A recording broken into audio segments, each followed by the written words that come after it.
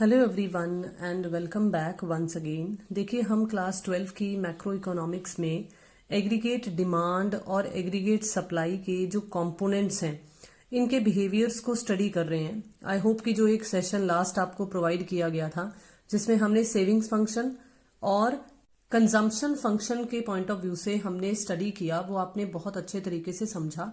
चलिए, आज के इस सेशन में हम देखेंगे कि इन्वेस्टमेंट फंक्शन का बिहेवियर किस तरीके से होता है। तो देखिए, सबसे पहले तो हमें इन्वेस्टमेंट का मतलब, इन्वेस्टमेंट एक्सपेंडिचर का मतलब पता होना चाहिए, जो कि बिल्कुल वही है जो हमने हमारे मैक्रो इकोनॉमिक्स के अर्लियर सेशंस में स्टडी किया हुआ है।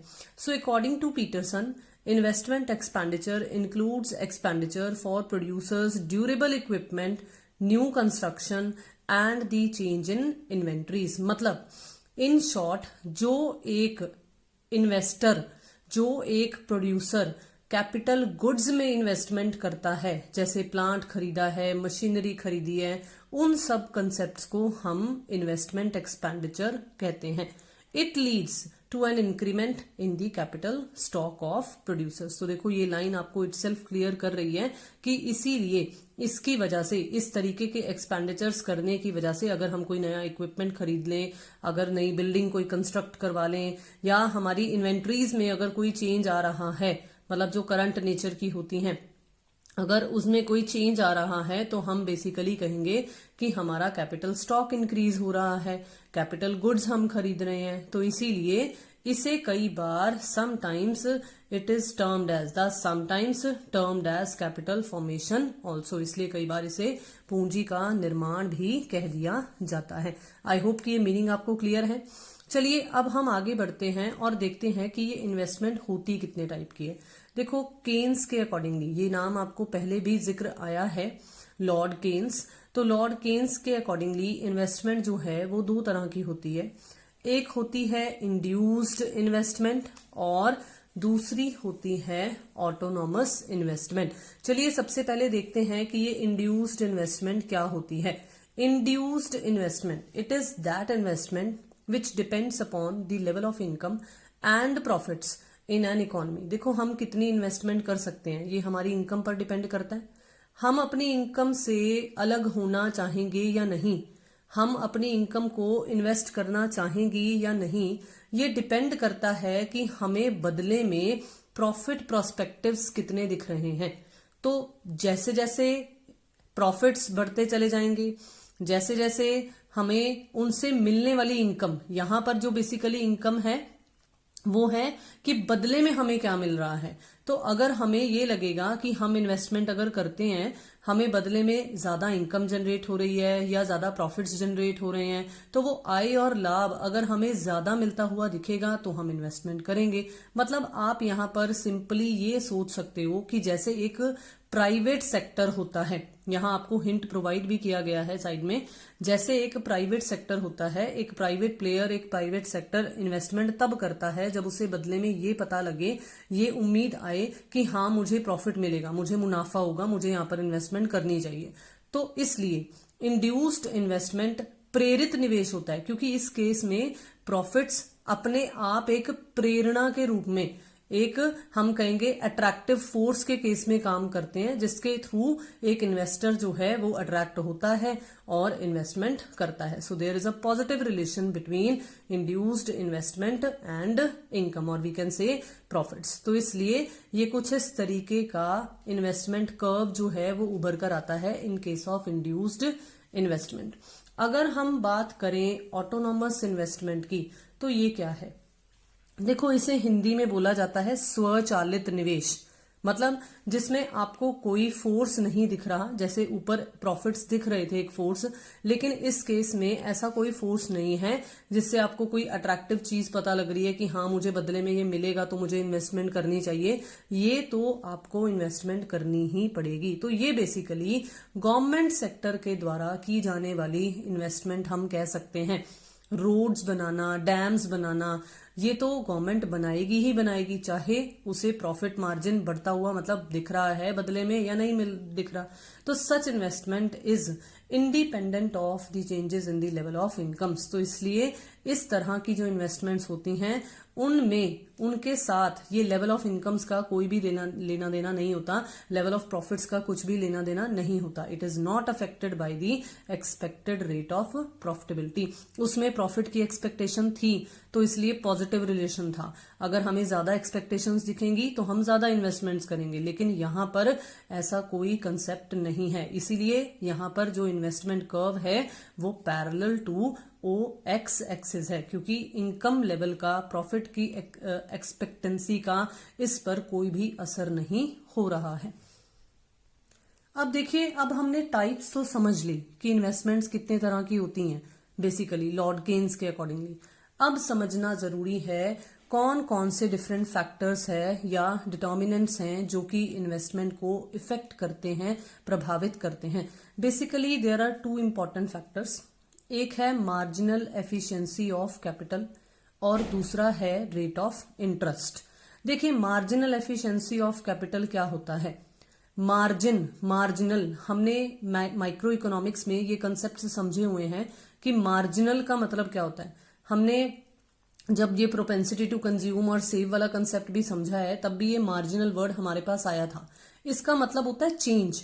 जो चेंज हम लेकर आ रहे हैं, यहां पर हम स्टडी कर रहे हैं ये चेंज इन्वेस्टमेंट के पॉइंट ऑफ व्यू से। तो बहुत ही सिंपल सी बात है, आपने कितनी एडिशनल इन्वेस्टमेंट की है और बदले में आप क्या एक्सपेक्ट करते हो कि आपके द्वारा की हुई वो इन्वेस्टमेंट कितनी एफिशिएंट रही, क्या आपको बदले में मुनाफा बढ़ता हुआ मिला या नहीं मिला। तो this is the marginal efficiency of capital.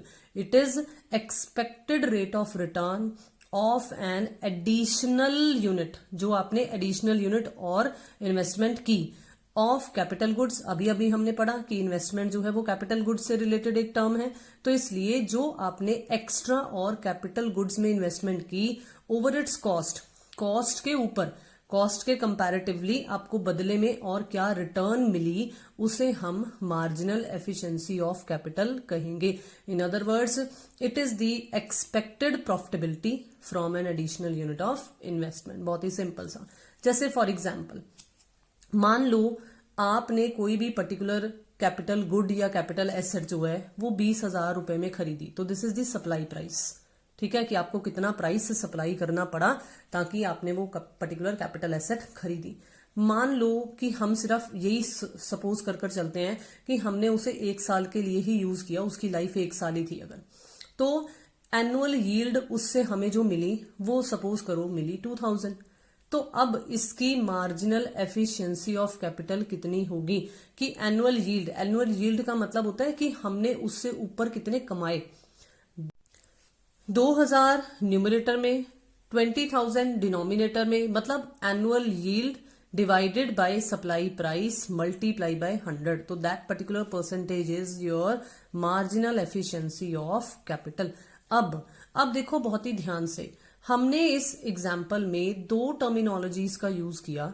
एक तो था सप्लाई प्राइस और दूसरा था एनुअल यील्ड। तो अब इन्वेस्टमेंट तो इन 2 चीजों पर डिपेंड करती है। अब हम पढ़ेंगे कि ये मार्जिनल एफिशिएंसी ऑफ कैपिटल किन 2 चीजों पर डिपेंड करती है। ये डिपेंड करती है सप्लाई प्राइस पर और एनुअल यील्ड पर, जो कि मैंने आपको इस एग्जाम्पल में कहा था कि मान लो कि वो 1 साल के लिए ही हमने उस पर्टिकुलर एसेट को यूज करना था, उसकी लाइफ 1 साल की ही थी। तो अगर हम एनुअल यील्ड की जगह पर एक और टर्मिनोलॉजी यूज करें तो that will be known as prospective yield, जो कि कवर करेगी पूरी लाइफ टाइम के दौरान हमने उस पर्टिकुलर एसेट को जब यूज किया है तो बदले में क्या कमाया है। तो चलिए देखते हैं कि इनका क्या मीनिंग होता है, क्या होता है सप्लाई प्राइस और क्या होता है एनुअल यील्ड या prospective yield. Supply price of a capital asset is the cost of producing a new asset. देखो, आपको मैंने जो मार्जिनल एफिशिएंसी ऑफ कैपिटल का मीनिंग बताया है उसमें आपको कहा है एडिशनल यूनिट, जो नया और यूनिट खरीदा गया है कैपिटल गुड का। तो दैट मीन्स इसमें हम एग्जिस्टिंग एसेट की बात नहीं कर रहे हैं, इसमें हम न्यू एसेट को खरीदने की बात कर रहे हैं या न्यू एसेट को प्रोड्यूस करने की बात कर रहे हैं। तो supply price of a capital asset is the cost of producing a new asset of that, मतलब ऑफ दैट काइंड, जिस काइंड का हम ऑलरेडी कंज्यूम कर रहे हैं। not the supply price of an existing asset. It is also known as replacement cost. जैसे suppose करो कि मेरी एक ऐसी फैक्ट्री है जहां पर मैं क्लोथ्स स्टिच करती हूँ, तो मुझे स्विंग मशीन्स की जरूरत है।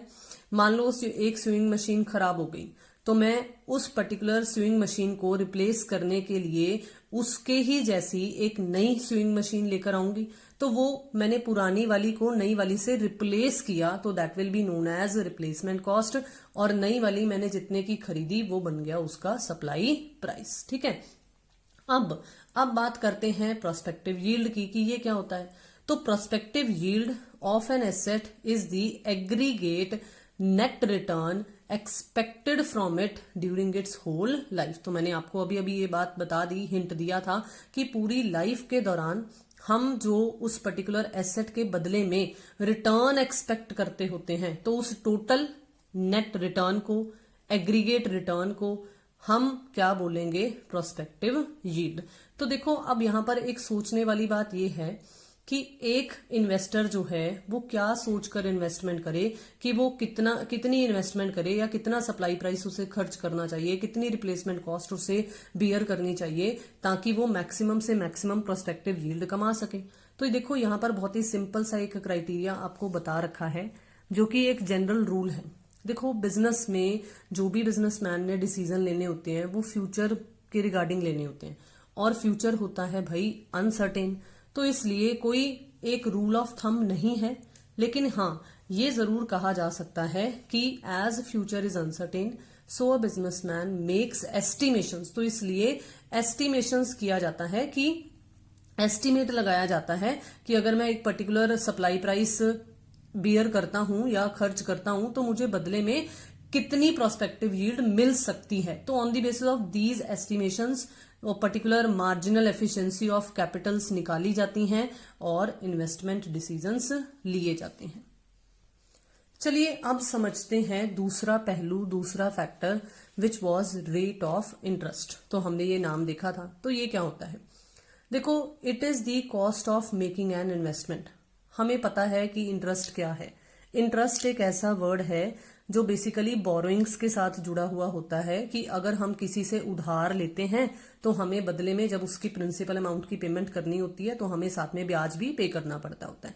तो रेट ऑफ इंटरेस्ट एक्चुअली क्या है, किसी भी इन्वेस्टमेंट को करने के लिए उस पर जो एक कॉस्ट बियर की जाती है, लागत बियर की जाती है, उसे हम रेट ऑफ इंटरेस्ट कहते हैं।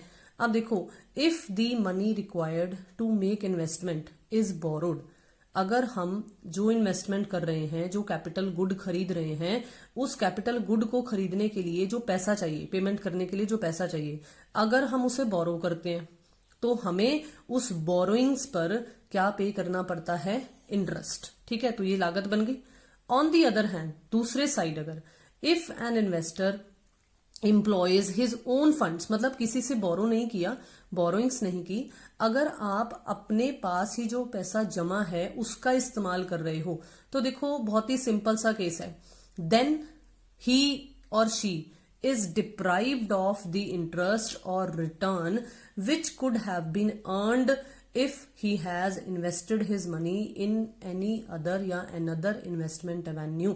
देखो मेरे पास पैसा पड़ा था, एक ऑप्शन है कि मैं उस पैसे को अपने बिजनेस में इन्वेस्ट कर दूं, दूसरा ऑप्शन ये है कि अगर मुझे किसी गवर्नमेंट सिक्योरिटी से या कोई बॉन्ड खरीदने पर या कुछ भी, कोई भी पर्टिकुलर इन्वेस्टमेंट एवेन्यू में मुझे ज्यादा रिटर्न मिल रही है, तो ऑब्वियसली है कि मैं वहां इन्वेस्टमेंट करूंगी ना, क्योंकि मुझे रेट ऑफ इंटरेस्ट जो है वो वहां पर ज्यादा मिल रहा है। तो इसलिए है कि आप क्या करोगे, इन दोनों पैरामीटर्स को जरूर ध्यान में रखोगे कि वेदर मुझे बोरोइंग्स करनी चाहिए या मुझे अपने पैसे को किसी इन्वेस्टमेंट एवेन्यू में इन्वेस्ट कर देना चाहिए, मतलब किसी पर्टिकुलर टाइप ऑफ इन्वेस्टमेंट में इन्वेस्टमेंट कर देनी चाहिए। अब इसमें होता क्या है, वाइल टेकिंग इन्वेस्टमेंट डिसीजंस, अब इन दोनों चीजों की कंपैरिजन के रिगार्डिंग या इन्वेस्टमेंट डिसीजन लेने के वक्त एक इन्वेस्टर क्या करता है, he compares the marginal profit which could be enjoyed और received by making an investment to the rate of interest to be borne by him. जो रेट ऑफ इंटरेस्ट उसे सहना पड़ेगा, जो रेट ऑफ इंटरेस्ट उसे अगर वो बोरो करता है तो उसे देना पड़ेगा। अगर वो किसी पर्टिकुलर इन्वेस्टमेंट एवेन्यू में इन्वेस्टमेंट कर देता है तो उसे बदले में मिलेगा। लेकिन हाँ, अगर वो अपना ही पैसा यूज कर देता है तो वो पर्टिकुलर इंटरेस्ट या रिटर्न उसे नहीं मिलेगी, क्योंकि वो पैसा अब उसने इन्वेस्ट नहीं किया ना, तो इसलिए वो डिप्राइव ऑफ हो गया उस पर्टिकुलर इंटरेस्ट से, उस पर्टिकुलर रिटर्न से। तो यहाँ पर बेसिकली क्या बात उभर कर आती है, यहाँ पर एक ये सिंपल सी बात उभर कर आती है कि आपने, एक इन्वेस्टर ने इन दो चीजों की कंपैरिजन करनी है, मार्जिनल एफिशिएंसी ऑफ कैपिटल और रेट ऑफ इंटरेस्ट। जो दो फैक्टर्स हैं हमारे, हमने उन दोनों की कंपैरिजन करनी है। अगर marginal efficiency of capital rate of interest से ज्यादा है तो इन्वेस्टमेंट की जाएगी। मतलब सिंपल है ना कि अगर आपको लागत, जो कॉस्ट इंटरेस्ट की फॉर्म में आपको कॉस्ट बियर करनी पड़ रही है, अगर वो लागत कम है लेकिन आपको बदले में जो एक्सपेक्टेड प्रॉफिटेबिलिटी है, जो हमने अभी अभी मार्जिनल एफिशिएंसी ऑफ कैपिटल के पॉइंट ऑफ व्यू से समझा है, अगर वो प्रॉफिटेबिलिटी हमें ज्यादा मिल रही है तो हम इन्वेस्टमेंट करेंगे। लेकिन अगर इसके ऑपोजिट केस होगा कि हमें कॉस्ट ज्यादा बियर करनी पड़ रही है in terms of the rate of interest, लेकिन हमें मार्जिनल प्रॉफिटेबिलिटी जो है या एफिशिएंसी ऑफ कैपिटल जो है वो कम मिल रही है, तो हम इन्वेस्टमेंट नहीं करेंगे। और एक वाइज इन्वेस्टर जो है वो ये चाहेगा कि इस तरह की सिचुएशन भी अगर प्रिवेल करती है तो वो उसमें स्टेबल रहना चाहेगा, मतलब ना ही इन्वेस्टमेंट और करेगा, ना ही अपनी इन्वेस्टमेंट को रिड्यूस करेगा। तो यहां पर बेसिकली हमारे पास रेट ऑफ इंटरेस्ट के कंपैरेटिवली जो इन्वेस्टमेंट है उसकी कुछ इस तरीके से डायग्रामेटिकल प्रेजेंटेशन उभर कर आती है कि there is a negative relation between rate of interest and investment. देखो यहां बहुत ही सिंपल है, अगर मार्केट में रेट ऑफ इंटरेस्ट यहां है, मतलब महंगा है, आपको महंगा मिल रहा है, अगर लोन के पॉइंट ऑफ व्यू से अगर आप सोचो, अगर महंगा मिल रहा है तो आप अपने बिजनेस में बोरो कर इन्वेस्टमेंट कम करना चाहोगे। रादर आप क्या करोगे, रादर मैंने अभी अभी आपको कहा है ना कि अगर रेट ऑफ इंटरेस्ट ज्यादा मिल रहा है तो ज्यादा फ्रूटफुल क्या है कि गवर्नमेंट की सिक्योरिटीज खरीद ली जाएं, बॉन्ड्स खरीद लिए जाएं। तो बिजनेस में हम कम इन्वेस्टमेंट करेंगे, बल्कि हम हमारा पैसा किसी गवर्नमेंट सिक्योरिटी में लगा देंगे, ताकि क्योंकि रेट ऑफ इंटरेस्ट हाई है तो मुझे वहां से रिटर्न मिले। ठीक है, अगर ऑपोजिट यहां पर अगर रेट ऑफ इंटरेस्ट हो जाए, कम हो जाए, तो मुझे सस्ता पड़ रहा है, मुझे सस्ता पड़ रहा है। अगर मैं किसी गवर्नमेंट सिक्योरिटी में पैसा अगर इन्वेस्ट कर दूं, वहां पैसा ब्लॉक करने की बजाय मुझे यहां पर ज्यादा मार्जिनल एफिशिएंसी ऑफ कैपिटल मिल रही है, बदले में रिटर्न ज्यादा मिल रही है, तो रेट ऑफ इंटरेस्ट कम है तो मुझे बोरो कर लेना चाहिए और इन्वेस्टमेंट अपने बिजनेस में ज्यादा करनी चाहिए, क्योंकि इस स्टेज पर मुझे किसी गवर्नमेंट सिक्योरिटी में पैसा लगाकर या ब्लॉक करने की बजाय अपने खुद के बिजनेस में इन्वेस्टमेंट करने पर ज्यादा रिटर्न, प्रॉफिटेबिलिटी ज्यादा